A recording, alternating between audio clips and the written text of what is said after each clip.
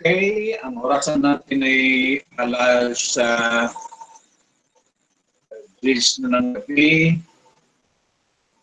Ang balita natin sa programa natin pong gabi ay dito sa Alor Special Opinion Balita di Papa. Yung si detained Senator De Lima, new arrest order non-available.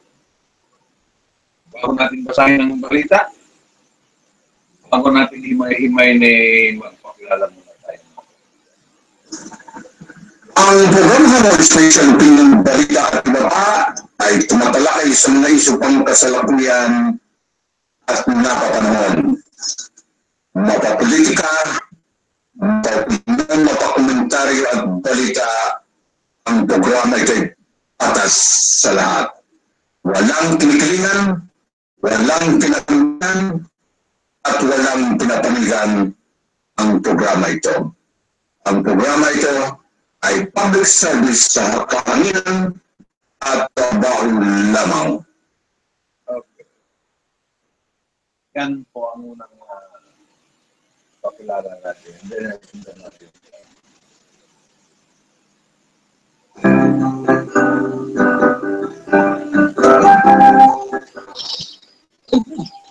Ato. Kung sa mga ito, pre, habang bilang, ipagpupagod sila upalay. O, ba?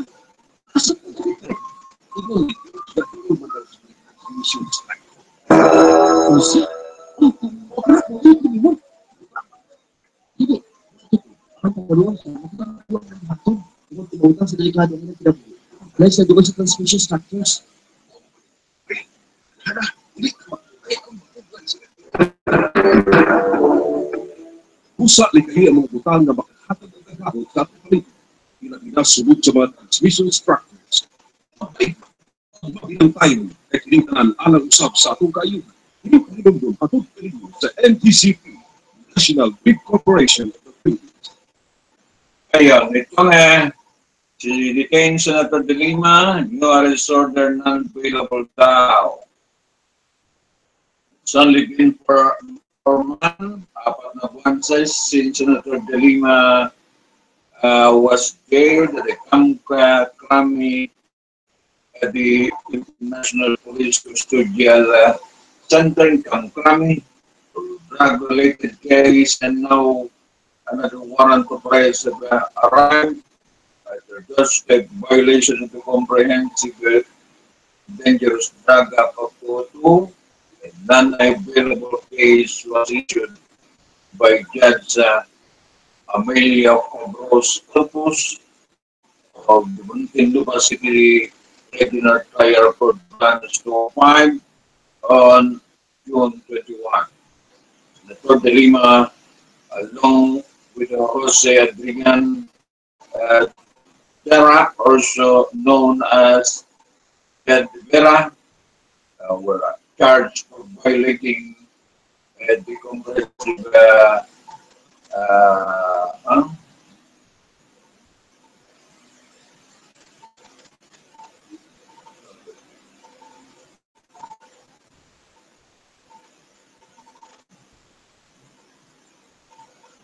okay.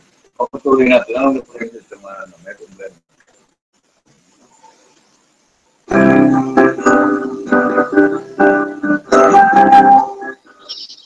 Oy, asa ka ato? What do you do?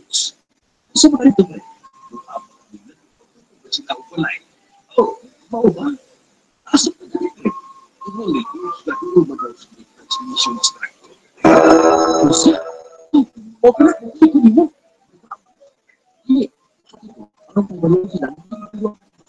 Kung tinutang sa delikado ng upalay sa dugo sa transmission structures. O, ba? Pre, hala, hindi naman. Pusa likahi ang mga butang na makahatag ng kagahot sa atong palit. Sunod sa mga transmission structures. Mabait pa. Ang mabilang tayo. Hindi doon patutuloy sa NTCP, National Big Corporation of the Philippines. Okay.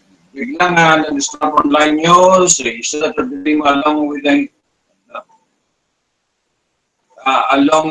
Jose Adrian Vera, person known as Jad Devera were charged for violating the Comprehensive and Dangerous Drug Act of 2002. Apparently, the two were involved in illegal drug trade sometime in March 2016. Devera extorted money and a baker from Peter Co, a high-profile drug Lord J at the new Brigade prison for the lady senator.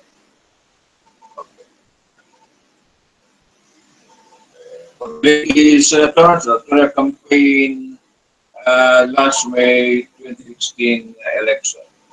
Peter Co gave a 3 million farm. The proceeds from selling legal drug were still in a brigade. Also for bakers to Dera for Lima's campaign. The senator is detained. The Philippine National Police Custodian Center. Coming for a previous arrest order by Judge Juanita Guerrero of the Muntinlupa RTC Branch 4. However, there is still a pending case before Muntinlupa RTC Branch 206. Judge Patricia Manalastas de Leon for the Senator. The Lima previously filed a petition from court seeking for the higher court to nullify her first arrest order. Senator De Lima has three criminal charges filed against her. First case, criminal case number 17165, standard by the advanced to one count of a violation over Section 5, the Dangerous Drug Act, which penalizes the sale, trading, administration, dispensation, delivery, distribution, and transportation of illegal drugs. Lima allegedly asked money from the new believed inmates. The funds circulatory agreed in 2016.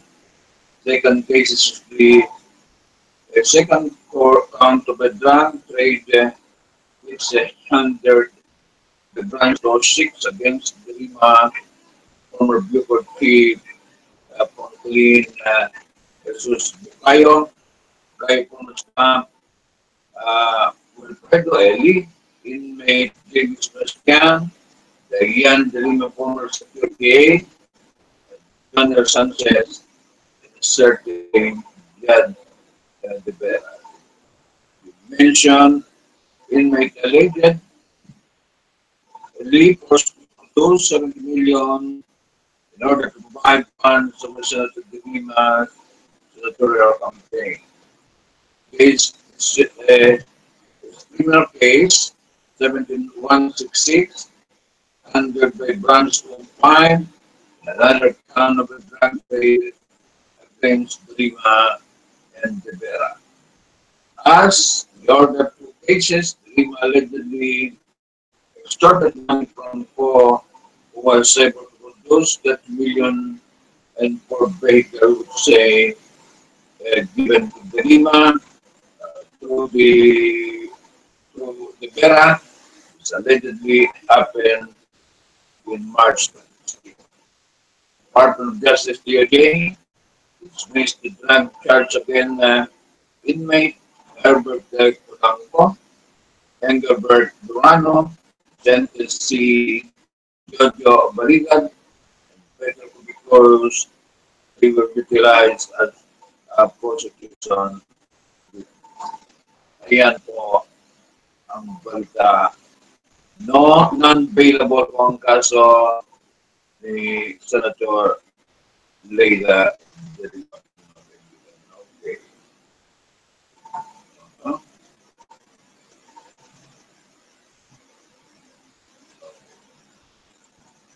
Dagdagan natin na break.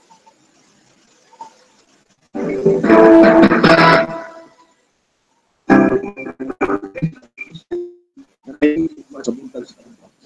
Wah, kapre, siya din ito lang. Sumala sa mo. Ito talaga yung kawat sa mga wires. Nagkawat sa mga tao, wasa na masayo kung sa delikado yung buha. Ito, naghanap ako. Sa pelikula, kampo sa kanya, nagsawa. Mauna ngayon masarap tao. Ang kawat sa wires. Ayan, kahit transmission. Kita niya kung tanong malibungan ako. Tapos, pag inagkat mga wire, magkagawin din ang transmission. Ibang dami na ang transmission. Ay, maunang damay ka ng press. Usak ito ang mga butang na makahatag ang sa atong palit. Pinapitas sunod sa mga transmission structures. Abay, magbabilang tayo. Kaya pinitanan alang usap sa atong kayo. Pinagdinong hatod ka rin sa LGCP, National Big Corporation. Okay. Alas 10:14 na, 2.2 milyon na alahas sa isang land tinangay ng mga kawatan sa Danau City.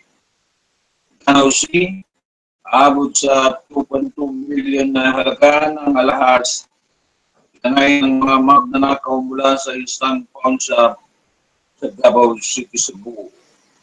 Batasan ng mga kawatan, biging ng bahay sanlaan, dahil sa katabi nitong pension house, kung saan umano sila ay nag-checking base sa investigation ng Danau City Police. Batasan na magnanakaw ang pader mula sa pension house, makasok sa katabing pawnsa. Paliban sa mga alahas, katabi ng pawnsa, pera ay nasa ball.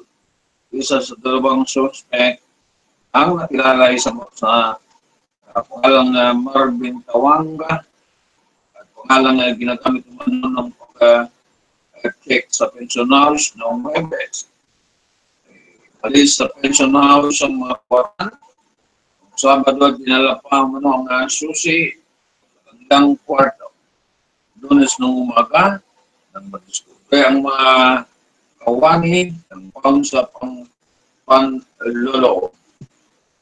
Humingi ng kopya ang CCTV footage ng mga pulis upang suriin ang kilalanin ang mga magnanakaw ay tingnan din nila ang posibilidad na may side job na nangyari. Yan po ang nangyari po sa Danau City.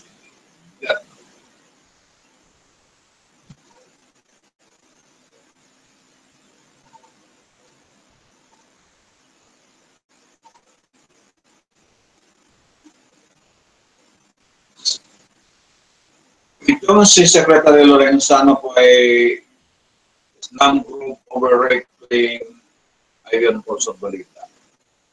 Then Secretary Darwin M. Lorenzana blasted some group alleging that a soldier threatened to rape women in a evacuation center in Marawi City. A question the motive and conduit by certain leftist group because coming up with dubious support. Marawi women resident allegedly fear that they will be raped by a soldier that during military operation in Marawi City. Lorenzana said in a statement, was reacting to the allegation of a Representative Marlene Rosas, Gabriela Partili, some women in evacuation center in Lanao del Sur and Lanao del Norte, claimed that the military troops threatened women evacuated sa break. Rosas said, President Rodrigo Duterte, declaration of martial law in Mindanao and his rape remark actually involved in the military to counter rape threat against women in Marawi City. Where there are actual victims, rape, and we encourage them to speak out and seek justice instead. Bayan back in the House of Representatives file a House Resolution 1085 directing the House Committee to look into the alleged right violation committed by the military, including the rape to women. So, son said member of the Armed Forces of the Philippines, attended a series of gender and sensitivity training and the Department of National Defense Gender and Development Program. This training focus on safe participation, employment, equity, respect for human rights, freedom from violation, actualization of a police human potential and just soldier communities where the soldier operate as well as implemented. The allegation of a soldier abuse exposed abuse ulterior motive. This group, the same group, conveniently words forget that their communist colleagues to loot, murder, rape, and destroy private and public properties. Countryside, he said, during their descriptive, highly convinced for proper authorities. Public knows that they can trust the armed forces. This can be seen in the survey. This ideology negate this group from supporting the soldier. I hope you will find conscience for the sake of our Marano brother Yad.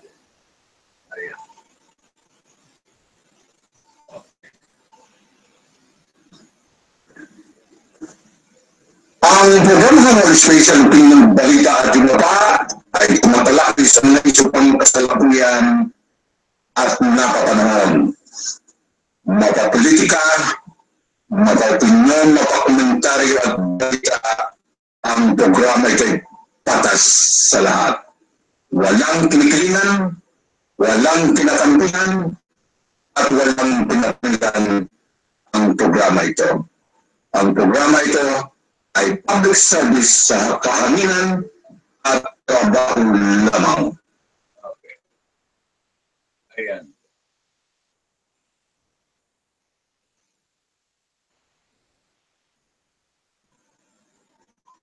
Hello, Special Opinion Balita at Iba pa, brought to you by Picante Pizza and Picante Product. Ang Picante Pizza and Picante Product ay matatagpuan po dyan sa Cotabato City. May 3 branch na sila dyan sa Cotabato City. Tara na, mag-Picante Pizza at Picante Product, malamang sa pagkain ay dito ay halal na pagkain. Minsan talagang ganda ng ano natin. Hello, Special Opinion Balita at Iba pa. Partner ng Absdamahan'Slive-Stream News Tv, the only informative news authority online. Hello, Special Opinion Balita at Iba pa. Partner ng Absdamahan'Slive-Stream News TV, the only informative news authority online.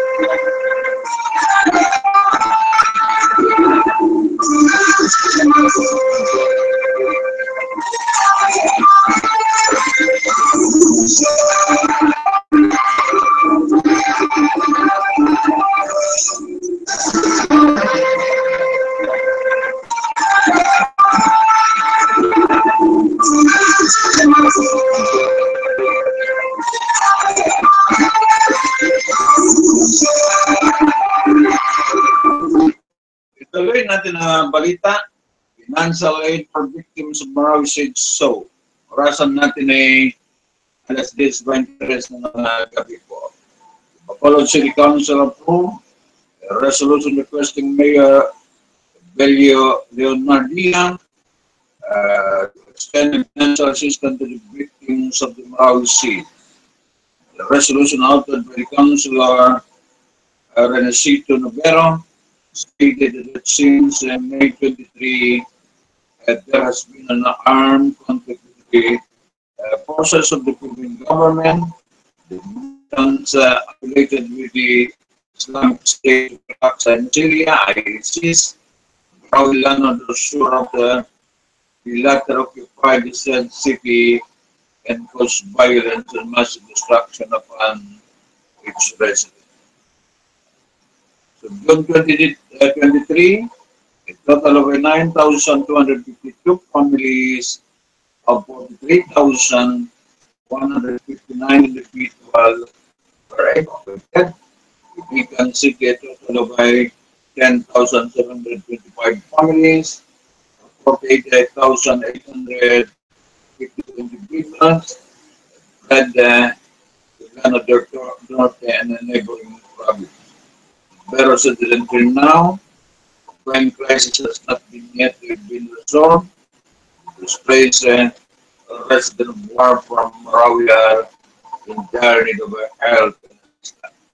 Meanwhile, Bacolod City Council, the resolution urged the Bacolod City to base to intensify the measures in line with the pressing concern in the country to ensure public safety. Councilor Claudio Jesus Raimundo and the Belia who authored their resolution said that on June 18, 2017, a heavily armed robber attack the Mason Municipal Police Station in Vilo Province and took several firearms as well as gas. Said Vilo has been placed in the red alert status, precautionary measure following the said incident.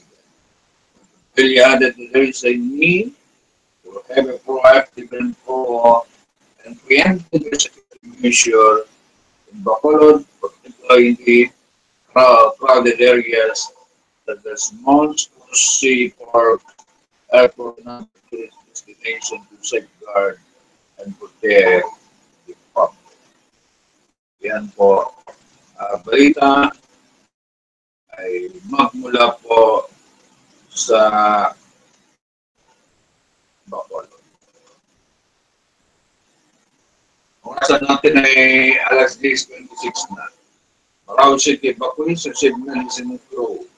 Davao City, Deputy Mayor of Maranao, Tribe Mindanao Islamic Chamber of Commerce, together with the members of the Philippine Council of the League, gave medicine and clothing to Bacolod, now situated in the neighboring town of Marawi on Saturday, 24. Maranao Tribe Deputy Mayor, upon interview with the local news, community news on Sunday, June 25, said that they personally delivered the medicine, which were given by Vice Mayor Paul Duterte, Municipality of Malabang, and Balindong, Ilano del Sur. Vice Mayor Paul Duterte sent 200 pieces of each kind of medicine, like Manzanilla Diatam, Paracetamol, Usman said, that they divided this medicine for the Celebrate Evacuation Center in Malabang and Balindong. Usman said Malabang Evacuation Center is occupied by an estimated 2,000 families, with Balindong, a evacuation center is occupied with an estimated number of 3,000 families. Said Samo, Philippine Council League member, led by Davao City Councilor, the Neil de Angira, gave Malong's Muslim group and prayers. Man said the donation was received by the representative from the Department of Social Welfare and Development, PSWD. Said the waiver to enter areas to proper coordination with the Office of the Presidential Advisor for Peace, process of Dixon Hermoso. May coordination, the military, kanan kami walang harang, said it would be harder for them. They will be passed to normal checkpoint. Said the caravan left the whole city at 2:30 a.m. last June 24. They were arrived in Malabang around 8 a.m. This man said, joint effort of giving assistance to evacuees is to show that the Christian Muslims are united in their approach to care those who are affected by the war. He added that the food pump were also given to the families of those who are hospitalized in Malabang. Ayan. Ang orasan natin ay alas 10:29 ng mga kaibigan. Pababa. Uy, ano ka? Managto ka sa kabasakan. Magpalupad og tabanog. O sige, ang tatanong sa turis sa kliyente. Pwede mga ikaw. Ops. Asa man mo mga to ha? Kabalo ka mo nga delikado magbuo sa puri sa kuryente? Ganong delikado man, ma'am. Ay, nako. Pag musangit ang inyong tabanog sa kuryente, makuryentihan niya mo. Maupo na pwedeng mahitabo ninyo kung katatuan ng puri sa kuryente. Wala, hadlo ka di ay, no? Oo, Jod. Mauna, ayaw mo pagduwa dito ha? Iba niya dyan na ninyo. Oo, manan. Sa NTCV, National Grid Corporation of the Philippines. Ligtas na daloy ng elektrisidad at mabilis na serbisyo kahit sa mga konsumo ng kuryente. Ngunit ito'y maaaring magdulot ng brownout o pagkasawi kung sasaway tayo sa ligtas na distansya sa mga tore, poste at linya ng kuryente. Makipag-ugnayan sa NGCP sa telepono bilang 02-981-4545 kung may alam kayong ligtas na gawain malapit sa poste ng kuryente. Isang paalala mula sa National Grid Corporation of the Philippines at ang bantay baterya.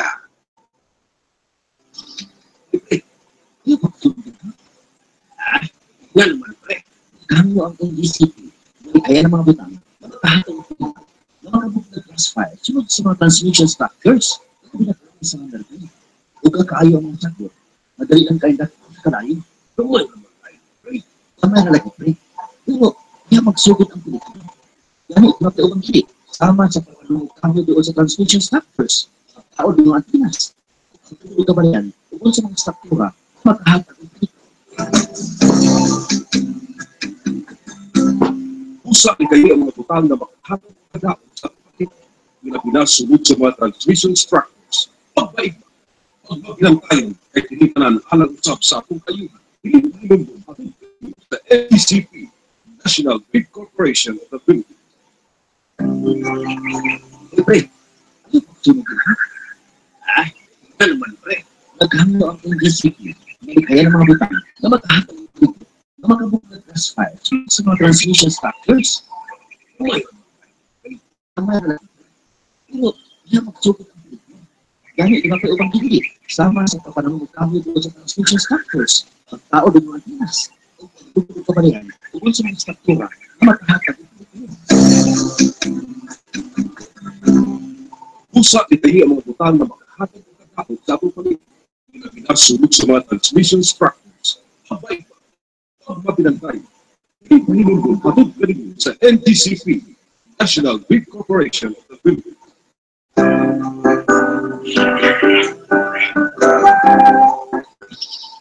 Oy, pre, asa ka ako? Isa ba ganito, pre? Tapos nila. Sila upalay. Oh, mau ba? Asa ko dati, pre? Ito ni Coach, ako yung mga transmission structure. Ano siya? Mo ka na kung ito mo. Diba? Hindi, wato ko. Ang pagbaluan sila. Kung mas ikada mo lagi, kung magpalay sa doon sa transmission structures. Nara, hindi ka magkakay kung makubay siya. Pusa ni kayo ang mga butang na makahatag ng kadaon sa atong balik na pinasunod sa mga transmission structures. Pagpaiba, pagbabilang tayo, hindi tanan alam sa akong kayo. Hindi pagdugong patod ka rin sa NGCP, National Big Corporation of the Philippines. Okay. Mao the Catholic priest still alive military. The priest, first priest was not a militant who stormed Marawi last month, was still alive over the weekend, a military official said. Lieutenant Joa Herrera, spokesperson of the Joint Task Force Marawi, spokesperson said civilian rescued from a war zone, reportedly seeing other secrets of Ganog, together with other hostages. Buhay pa rin si Father Tito, Ganog revelation na isa sa nating rescue. Police, ko po, nakita siya, buhay, kasama po ang mga hostages. Herrera said in a phone interview with the Manila News. Terrorists abducted Chocano. Several parishioners from this St. Mary's Cathedral on May 24, a day of the dancing attack against government troops who were chasing IS. Para ako saya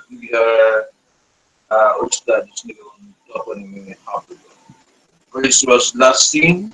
The video asking the government to stop its offensive in Marawi City military. However, said the video was merely propaganda by a terrorist. Rescued 1,700 billion from the war zone, but the river hold up in former villages still hold some 100 to 200 cup, said Herrera. 5 hostages, including a child,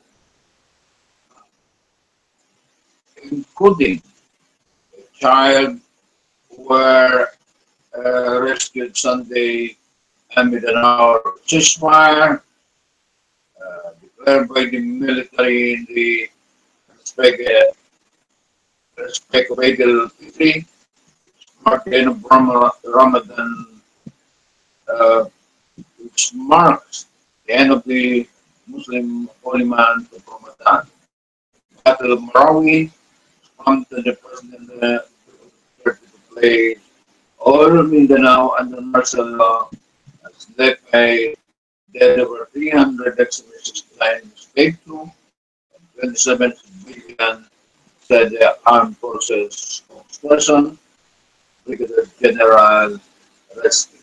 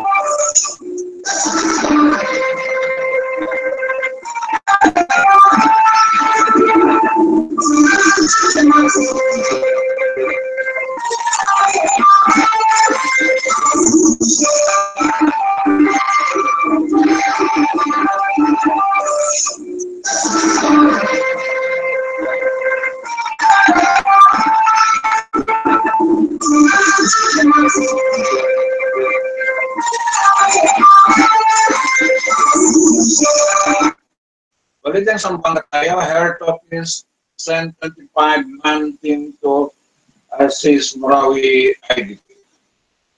25-man medical team set to depart Zamboanga City on Tuesday, June 27 to help providing assistance to the thousands of internally displaced persons in Marawi City.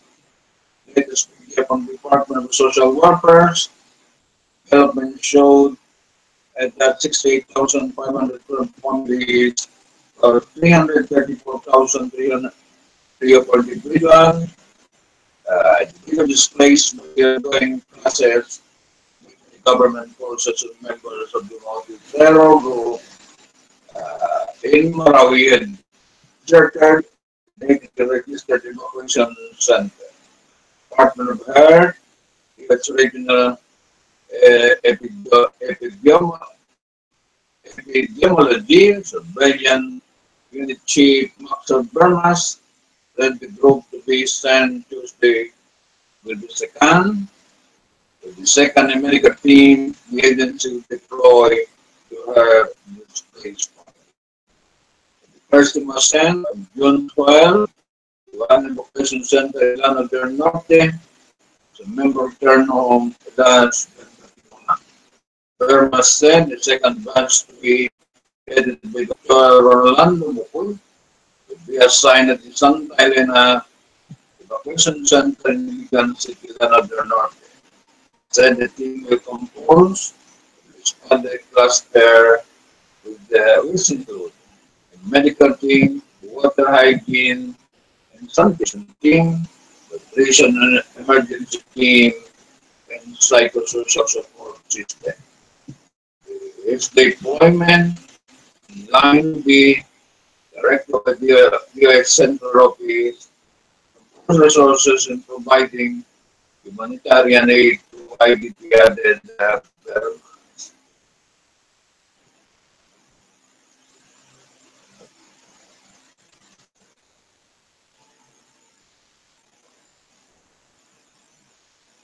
AFAD, the Honor PNP, Armed Forces of the Philippine Heroes in Marawi City. Recognition of bravery, dedication to Sean Mission, the Association of Firearms and Ammunition Dealer, the Philippine AFAD State Honor, member of the Philippine National Police PNP, and Armed Forces of the Philippine AFP who are risking their lives to save the Marawi City from lawlessness. Also, in Champion, Director Benicio Apa, President, said that aside from financial assistance coming from the rank, AFAD will also be accepting care package and donation at the 25th Defense Arms Show. On July 13 to 17, the SM Mega Mall in Mandaluyong City for soccer modern day hero. We honor our soldier and policemen in Marawi for their patriotism, courage, and sacrifice. Our statement shows appreciation for our soldier and policemen in Marawi. Being a long-time partner, PNP in promoting responsible gun ownership, AFAD now is 20 here as one of the numerous men in uniform who have rendered the exemplary service to fellow countrymen. The past AFAD will set up a special boat for the PNP and the Armed Forces of the Philippines, which will be charged of accepting donation for policemen and soldiers defending Marawi City. This expressed belief comes as a responsible forum honors who will basically AS give to the call of our support and assistance for the heroes of Marawi City since they share the government forces a common goal of promoting peace and order in their respective communities.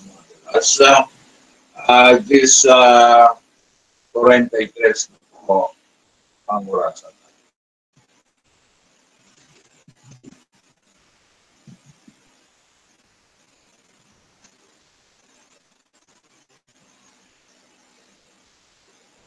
Adel Peter being no break from grief in row.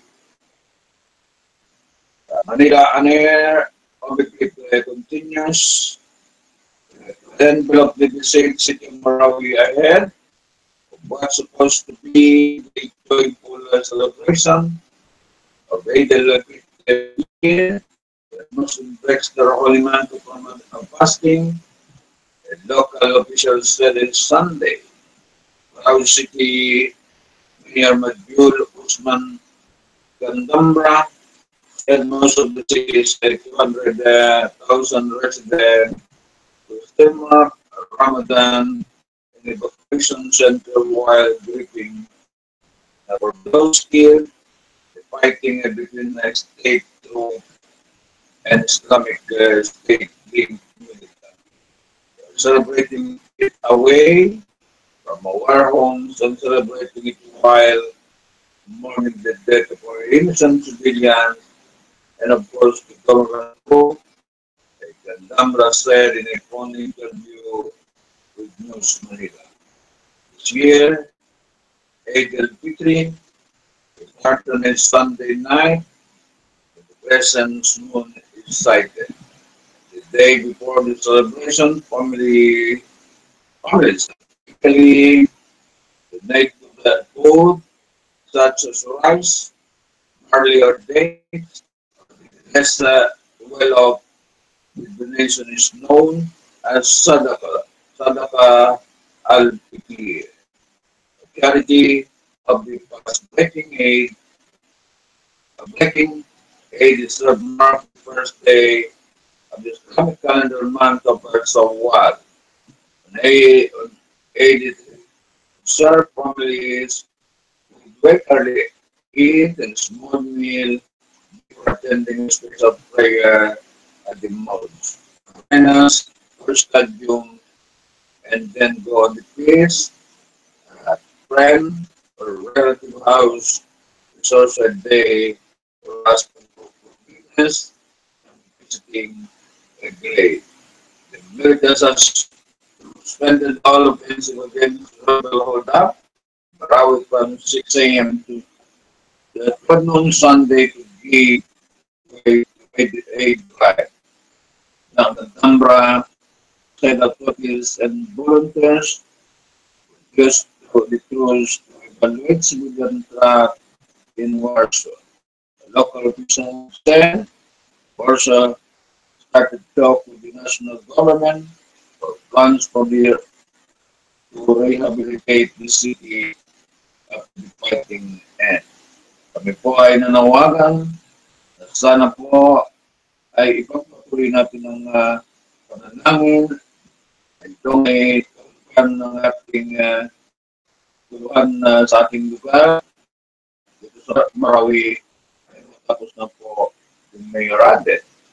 Feeling for the public, continue praying for this armed conflict in Marawi to end soon.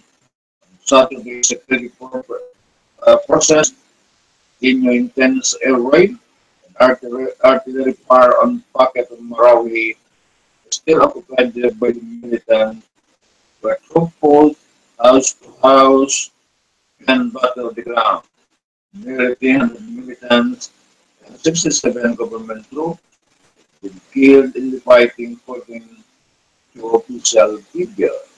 There is strong indication that the 2 or 3 of the Motu brothers, the 3 players in the siege, have been killed, including Omar Kayam Motu, to be the group of the top leader, said the General Carlito Galvez, head of the military's Western Mindanao Command. Only one brother, Abdullah, had been visible in the fighting. Galvez.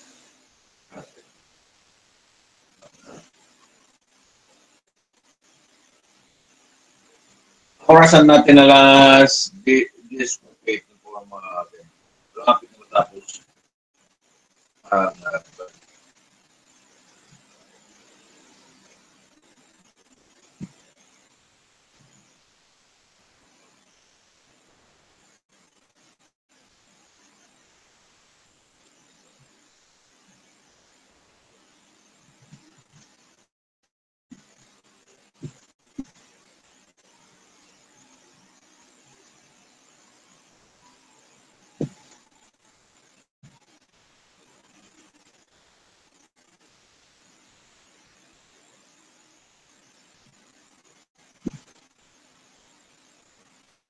Okay.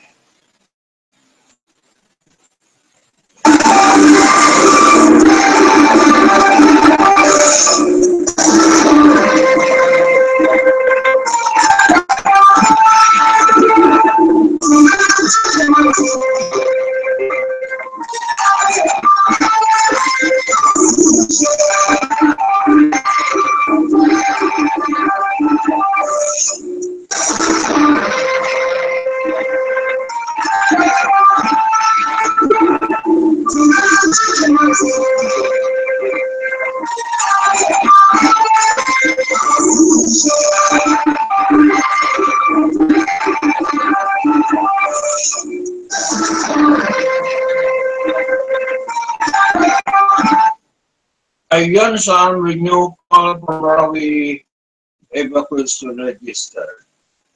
The Atoms region in Muslim Mindanao armed as reiterated its call for Marawi city evacuees register using the disaster assistance and family access card. It was issued to them, Department of Social Welfare and Development in the region. The evacuation should be registered to have access to services and sources. We are providing, Executive Secretary Lisa Alamia said.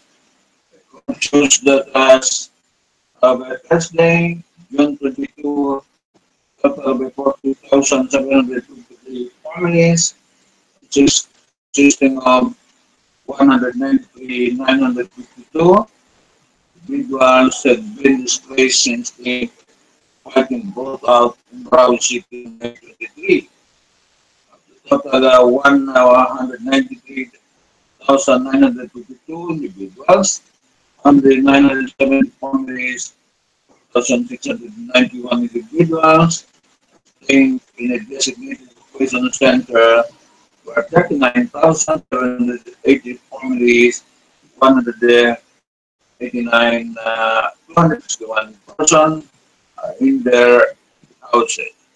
Alamia said that the delivery of a service, displaced families has become a harder in recent day, as a resident did not register to the PSWD, as evacuees, especially those who are staying with their relatives' houses, neighboring town and city. Alamia summoned evacuees went to northern Mindanao, Soxargen, and Java region, where some have gone as far as Visayas and Luzon. Armed as you will utilize the death bank system, ensure equal, the timely distributed relief goods to the evacuees. The system applied by DSWDR validated statute of families affected by the crisis, which will serve as a reference to the Commission of Appropriate Intervention.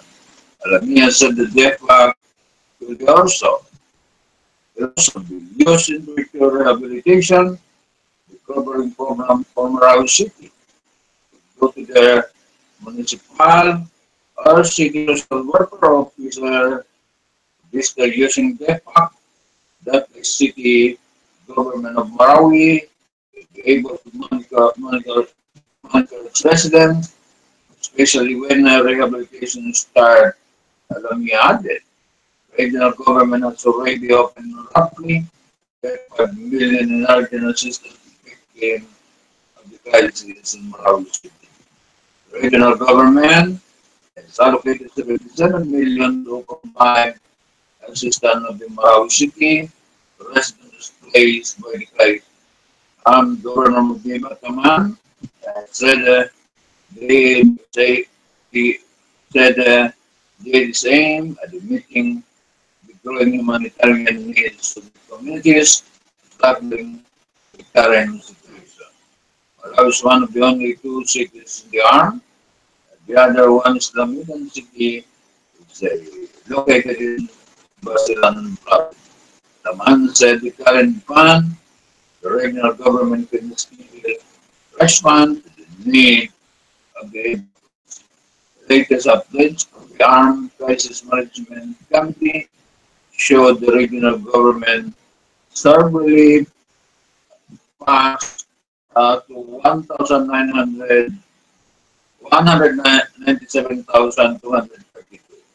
Evacuees private medical service 5,284. Yan po ang balita, mga kaibigan.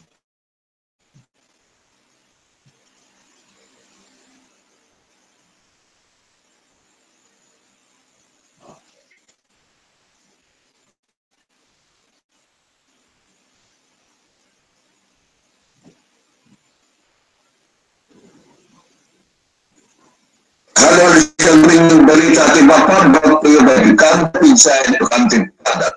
Ang Picante Pizza and Picante Product ay matatagpuan mo dyan sa Cotabato City, may at branch na sila dyan sa Cotabato City.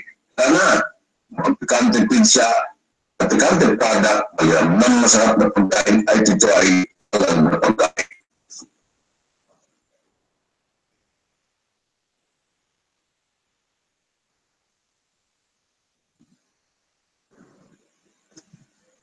Ang programa ng station ng balita at iba pa ay tumatalakay sa may supang kasalukuyan at napanaman. Mapapolitika, mapapinyon, mapakomentaryo at balita, ang programa ito'y patas sa lahat.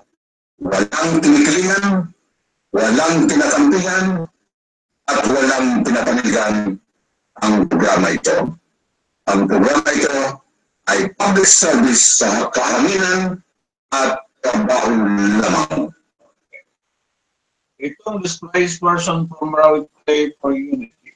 Values of unity and sharing, especially in the means of the going conflict in the Islamic City of Marawi Conflict Center in this year's celebration of the Eid al-Fitr at the Palais Center June 25. About 2,000 Muslims participated in the early morning prayer at the Palais Sports Center, part of the Eid al-Fitr, the quiz, taking of the class, to mark the end of the month of long Ramadan. More than half of the almost 2,000 participants are composed of the internally displaced person IDPs from Marawi City who also contributes in the Cagayan de Oro. Kami ay nagpapasalamat sa tinanggap ng mga IDPs at sa tumulong sa mga gobyerno at ang iba't ibang religious group na tumulong in time of crisis. Ang ginawa nila ay tumulong in cash or in kind para sa ating mga IDPs. At yan na po ang pinakamagandang dahil maiwasan natin ang mga pangamba na baka magkaroon ng ibang resulta na naman. We are thankful the IDPs were accepted here, and for the government and other religious groups who in time of crisis, what they did was serve God's kind of our IDPs.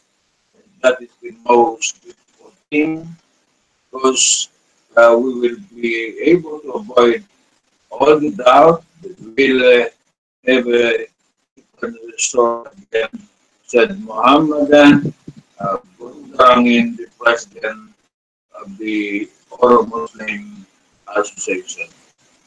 Bundarangin added that we call flock not only to the communal prayer at the Palais Center, but also the city Kotima Garagangan, one of the IDPs, so temporarily resigned in Barangay Balulang in the city, cried for praying alongside their family the celebration this morning.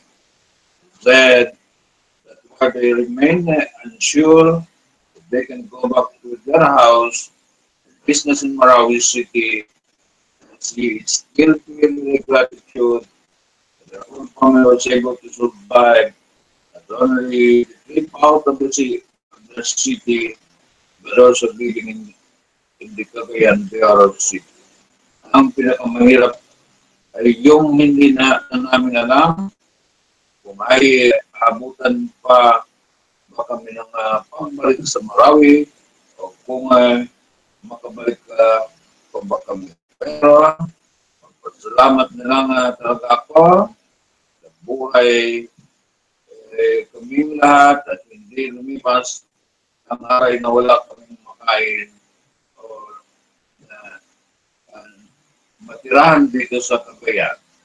The hardest part is one of that we do not know if we still have something to come back to Marawi or we will still come back.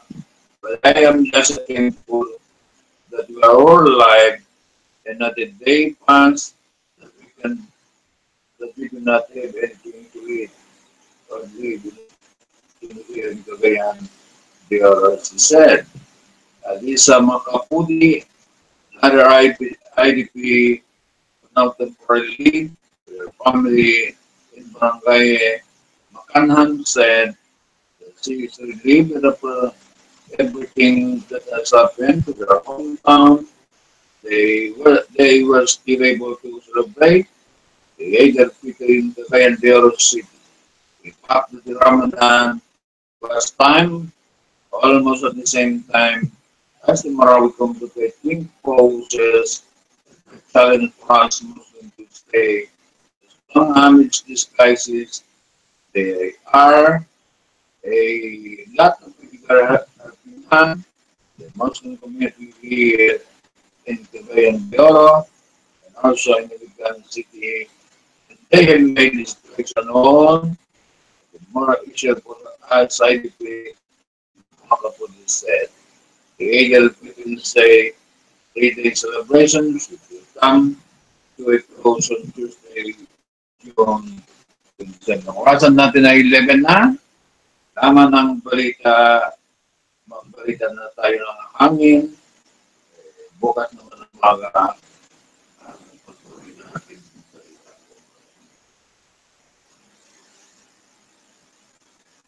Alam mo ay na balikan natin.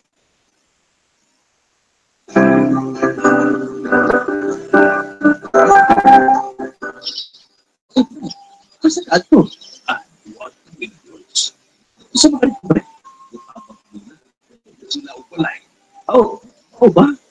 Asa ka na pre? Ikaw videos ka. Ikaw ba daw sa transmission structure? Ano siya? Opera ko dito. Hindi. Ano pa ba naman sila? Ibautang sa delikado na kinabuhi. Kung magpalay sa doon sa transmission structures. Hada,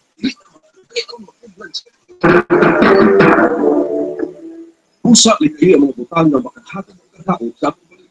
Yung pinasunod sa mga transmission structures, pagbaigma, pagmapinantayo, hindi pinundong patuloy na rin sa NTCP, National Grid Corporation of the Philippines. Okay, magbalikan namin na tayo.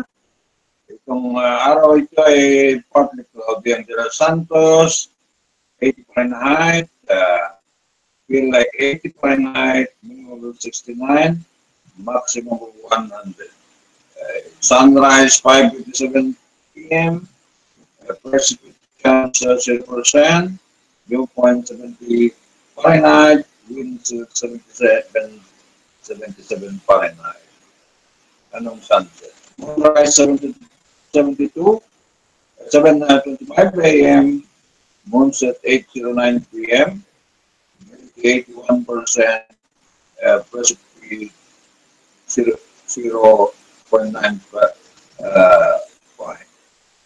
humidity 81%, precipitation 0.09 millimeter, pressure 29.83 inches, visibility 20 kilometers. Sunset 5:07 p.m. No?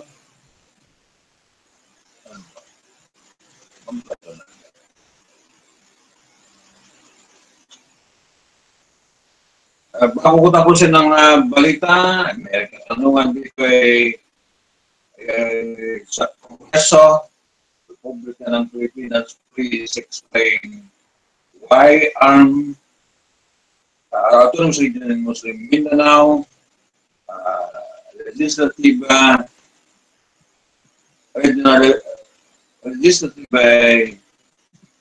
Assembly is not a class legislation, question mark po mga kaibigan. Hindi ba class legislation sila? Ewan. Ano ba? Ibig sabihin ng katanungan. So, tapos ng balita dito sa kami ito. Sa Absdamahan programa, special opinion balita, diba pa partner ng Absdamahan'Slive-Stream News Tv. Yun, informative news authority online. Tayo naman ay magbalik ng bukas ng umaga po. So, ang programa ito. Atin ng balita at information. Okay, bye-bye.